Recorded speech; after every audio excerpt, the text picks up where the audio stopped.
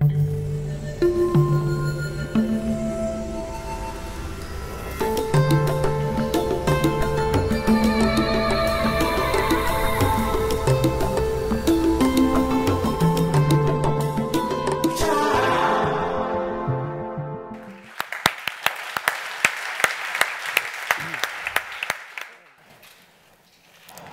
10 ans, j'adorais faire du vélo.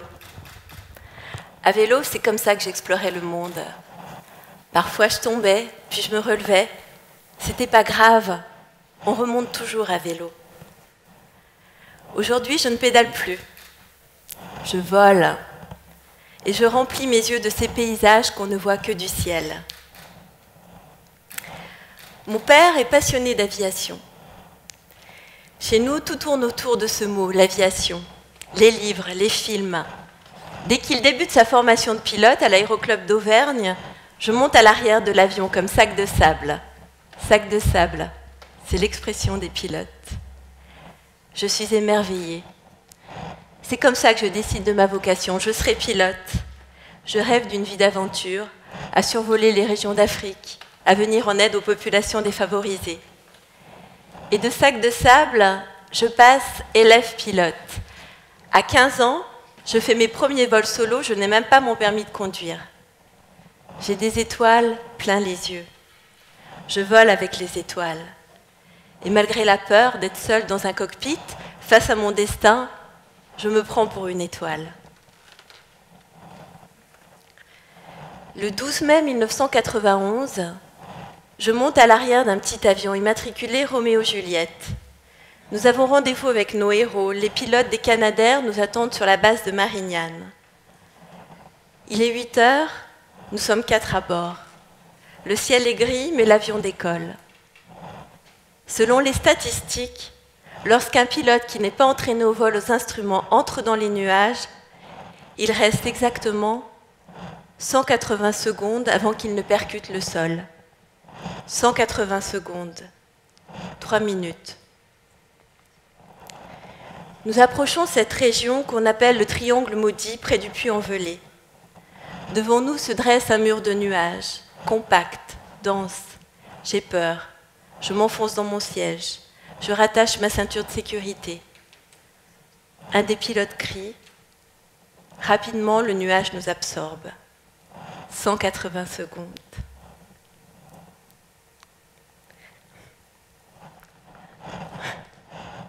Lorsque je me réveille, je ne sais pas où je suis, je ne sais pas ce qui s'est passé.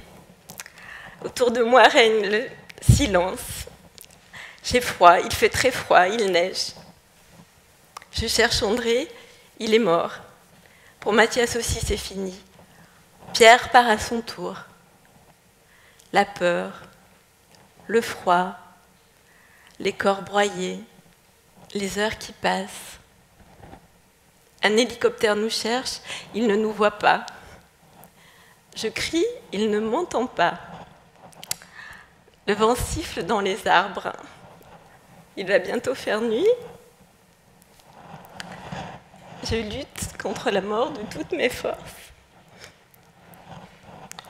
Lorsqu'enfin, des voix, des bras, 180 secondes et 12 heures d'attente, je suis tombée du ciel. Et mon sauveur s'appelle Philippe. Au bout de quelques jours, le verdict tombe. Je resterai paraplégique. Cette douleur dans le dos, c'est la moelle épinière qui a été touchée. Allongée sur mon lit, je refuse de sortir, je refuse de m'asseoir dans un fauteuil roulant. Les larmes et la douleur se mélangent, la peur, le refus. Jusqu'à ce moment où, par la porte entr'ouverte, j'aperçois 2 jeunes garçons au fauteuil. Ils sont beaux, ils rigolent. Alors c'est possible. On peut être handicapé et être joyeux. On peut être cloué sur une chaise et continuer à rire. De ce jour, je ne les quitte plus. Ok, on a 16, 17, 20 ans, on part avec un handicap. Et alors? On ne va pas se laisser emmerder par des jambes. La souffrance resserre les liens. Mes amis savent trouver les mots qui réconfortent, le geste juste. L'amitié, l'amour, tout est là. En rééducation, On nous apprend à faire du dos roux, on nous apprend à passer les trottoirs. Parfois on tombe et on nous apprend à nous relever. On trouve en nous la force de nous hisser du sol jusqu'au fauteuil. Vous n'avez jamais remarqué, la peur, le stress sont des forces invisibles qui nous aident à avancer, qui nous aident à nous hisser, qui nous stimulent parfois au lieu de nous freiner. C'est ça l'adrénaline, une substance d'aide à la survie. Pourtant, je découvre que dehors, le monde n'est pas fait pour nous.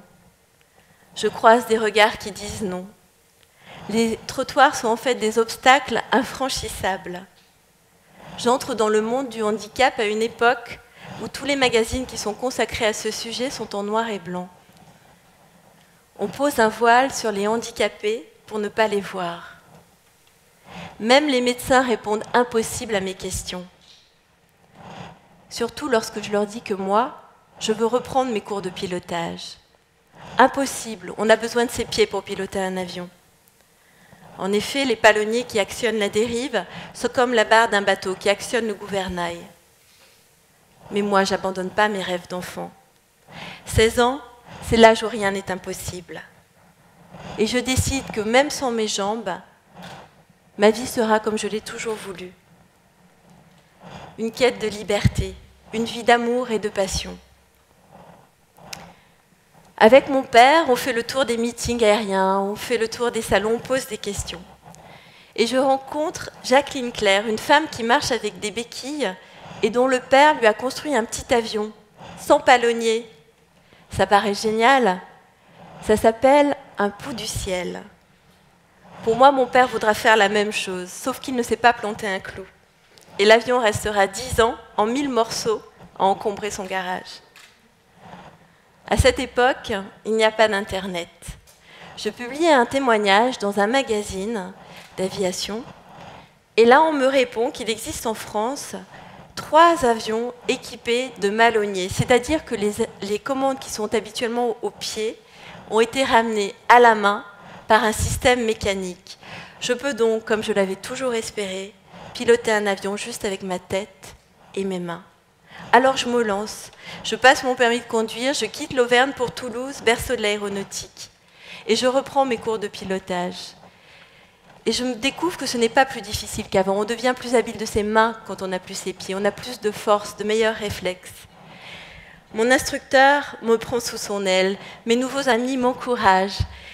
Et en avril 1995, 4 ans après mon accident, j'obtiens mon brevet de pilote. Je deviens la première femme pilote privée paraplégique. Je ne sais pas si j'ai été testée plus que la moyenne. En revanche, j'ai savouré ma victoire. Avant, je voyais le monde d'en bas. Je pouvais désormais aussi le voir d'en haut, avec le même émerveillement que lorsque j'étais enfant. À bord de mon avion, je n'ai pas besoin de préciser à la tour de contrôle que je suis un pilote paraplégique. À bord de mon avion, je suis un pilote comme un autre. La même année, Eugène Belay, une figure de la région, m'invite à participer au rallye aérien Toulouse-Saint-Louis du Sénégal. L'Afrique, enfin. Je vais survoler le désert marocain, me poser à Cap Juby. Avec Eugène, nous célébrons la mémoire des pilotes de l'Aéropostale. L'année suivante, je me sélectionne au Tour de France aérien des jeunes pilotes. On a tous entre 18 et 23 ans et on est les meilleurs. On veut tous faire carrière dans l'aéronautique. Je me classe 31e sur 70 participants. À Dieppe, je remporte même la victoire. On me porte sur le podium. Pourtant, pour moi, l'aventure s'arrêtera là. Je découvre que le métier de pilote est interdit aux handicapés. Interdit, pas possible.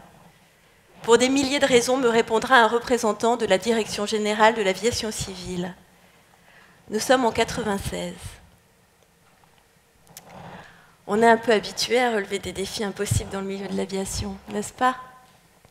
Alors moi aussi, je vais relever un défi impossible, celui de faire changer la réglementation. Je crée la commission pilote handicapé de l'Aéroclub de France. Piloter un avion quand on est handicapé reste quelque chose de marginal à travers le monde. Je pars en Californie à la rencontre de Mike Smith, un vétéran du Vietnam à qui on a autorisé de continuer d'exercer son métier de pilote. Il est pour nous un exemple fort. Il fait du transport de fret, de la surveillance de feux de forêt. Je vais voler à ses côtés. Et il m'apprendra mieux qu'un valide à poser un avion de nuit sur un terrain noyé dans les lumières de Los Angeles. J'attire peu à peu l'attention d'autres pilotes handicapés très expérimentés, dont Guillaume Ferral. Guillaume, lui, c'est un accident de planeur qui l'a mis dans un fauteuil. Mais la grandeur de l'homme fait que même assis, il atteint des sommets. Guillaume n'a eu besoin de personne pour dessiner, concevoir, faire homologuer nos équipements manuels de pilotage. Ensemble, nous créons une patrouille aérienne, la patrouille Bleu Ciel. Les montres Breitling nous sponsorisent et je deviens le leader de 5 pilotes et de 3 avions. J'attire peu à peu la faveur des médias. Des reportages me sont consacrés.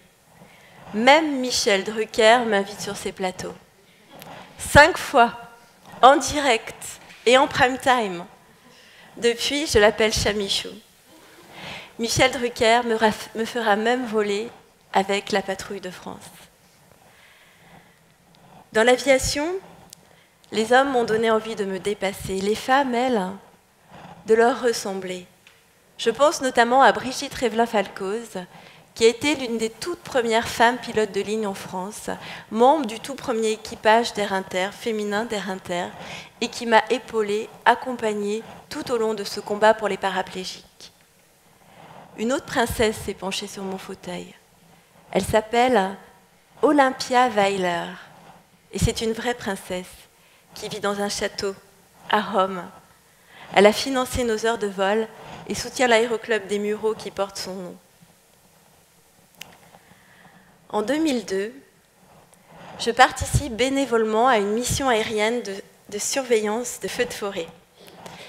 De ce jour, nous apportons la preuve que tout poste de travail peut être aménagé et que des hommes et des femmes handicapés peuvent assumer à 100% des tâches professionnelles complexes.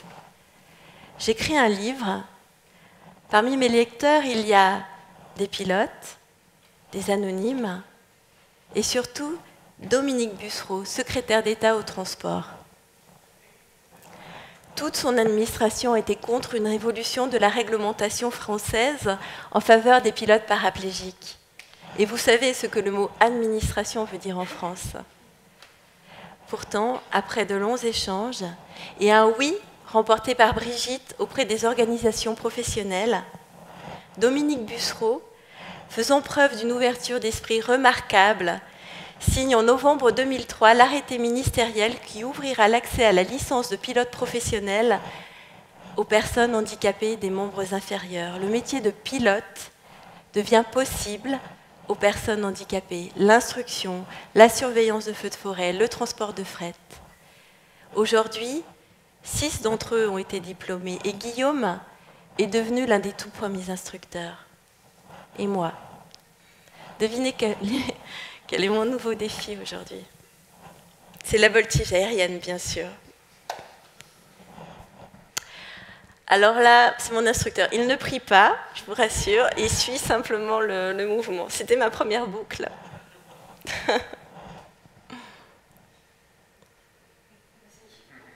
Voilà, ça a marché.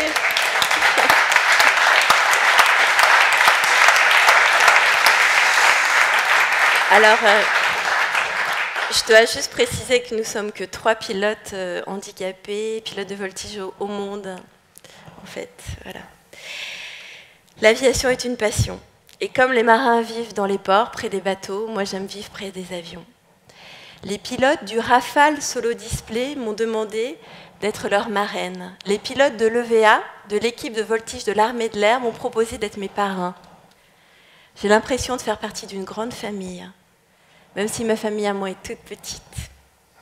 Elle a 8 ans. Elle s'appelle Charline. Pour elle, c'était normal de voir sa maman décoller au Salon du Bourget en 2011. Le Salon du Bourget, qui a vu tant de héros, tant de pionniers, tant d'ingénieurs, tant de fous volants, à qui on avait dit un jour « c'est impossible ». Je ne peux pas savoir ce que je serais devenue sans cet accident. Tout ce que je sais, c'est qu'un accident aussi tragique ne vous empêche pas de devenir ce que vous êtes vraiment au fond de vous. J'étais une enfant pleine de joie. Et ma plus grande chance, c'est de n'avoir jamais perdu cette joie.